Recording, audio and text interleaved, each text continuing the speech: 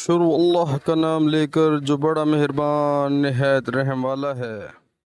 لوگ کہتے ہیں کہ ابو ہریرہ رضی اللہ تعالیٰ عنہ بہت حدیثیں بیان کرتے ہیں،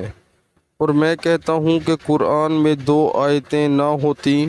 تو میں کوئی حدیث بیان نہ کرتا۔ پھر یہ آیت پڑھی جس کا ترجمہ یہ ہے کہ جو لوگ اللہ کی نازل کی ہوئی دلیلوں اور آیتوں کو چھپاتے ہیں، آخر آیت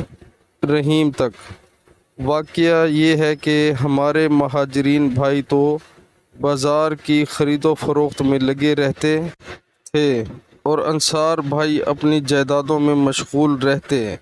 اور ابو ہریرہ رسول اللہ صلی اللہ علیہ وآلہ وسلم کے ساتھ جی بھر کر رہتا تاکہ آپ کی رفاقت میں شکم پری سے بھی بے فکری رہے، اور ان مجلسوں میں حاضر رہتا جن مجلسوں میں دوسرے حاضر نہ ہوتے،